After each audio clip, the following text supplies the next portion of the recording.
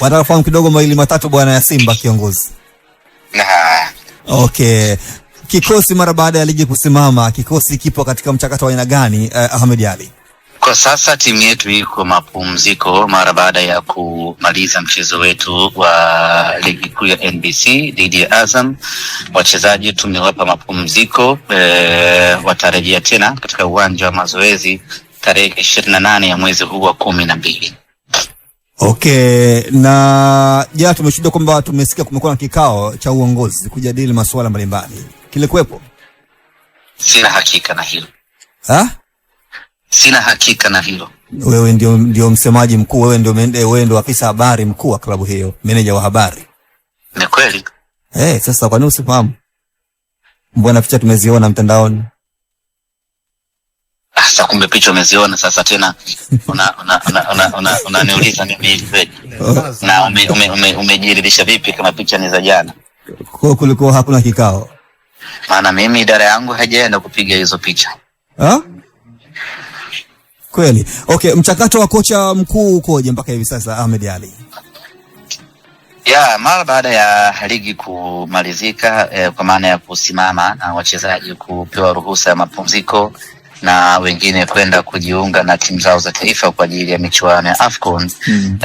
Hivi sasa mipango inaendelea ndani ya kikosi chetu, hasa kwenye uongozi wa juu wa kufanya tathmini mechi 5 za mwanzo tumechezaje, mechi 2 za ligi ya mabingwa Afrika hatua ya makundi zimekwendaje, na baada hapo tuangalie kama kuna maboresho yote ambayo yanatakiwa kufanyika ndani ya timu yetu. Tufanye hayo maboresho ili tuwe na mwenendo mzuri pale ambapo ligi na mashindano mbalimbali yatakaporejea.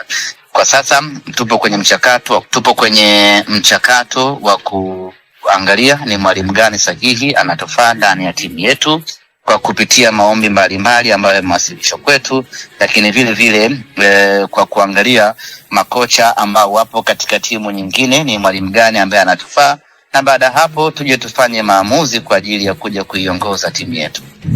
Tunaweza tukazungumza kwamba kuna kwa hivi sasa kwenye asilimia ngapi juu ya kumpata kocha mkuu? Ni ngumu kusema asilimia ngapi, lakini niseme tu mchakato unaendelea na lengo letu ni kupata mwalimu mapema, aje Tanzania mapema, tumkabidhi timu mapema. Tarehe 28 timu itakaporejea katika uwanja wa mazoezi awe tayari amesha wasili, yuko na vijana wake, na wale ambao wapo kwenye michuano ya AFCON apate nafasi ya kuwaangalia na kuwafanyia tathmini wakiwa huko, na baada hapo tutakaporejea katika mashindano yetu tuwe kwenye ubora wetu wa 100%, kwa maana mwalimu apate muda wa kutosha kukaa na wachezaji, kufanya mazoezi ili kutengeneza timu iliyo imara na bora zaidi. Tunakwenda kwenye dirisha dogo la usajili. Klabu ya soka ya Simba kuna mpango wa kusajili wachezaji, baadhi ya wachezaji?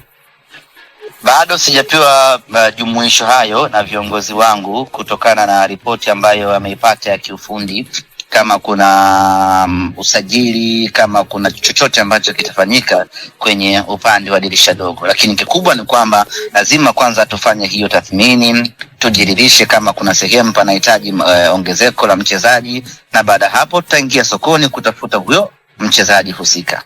Bwana Mpanzo anatajwa bwana na Yanga bwana, au kila siku ndio hivyo? Hamjawazoea? Sasa kwa bwana wanaangalia kwamba huenda kwamba anawafaa zaidi, kwamba hana furaha pale Simba.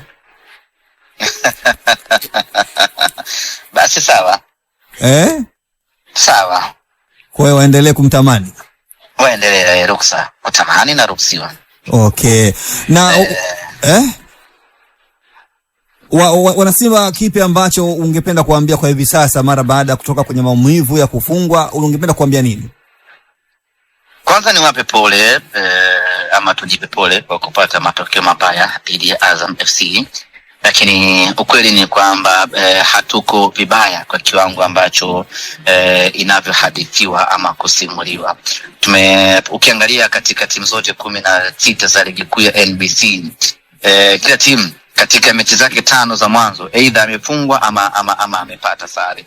Japo tulitamani Simba tushinde michezo yote mitano, lakini wakati mwingine lazima ukubali ushindani upo na kuna wakati unafungwa. Kwa hiyo isionekane kama ni jambo jipya sana, kama ni jambo geni sana. Waswahili wanasema tumeloja, yani isionekane kama tumeloja Simba Sports kufungwa dhidi ya Azam FC.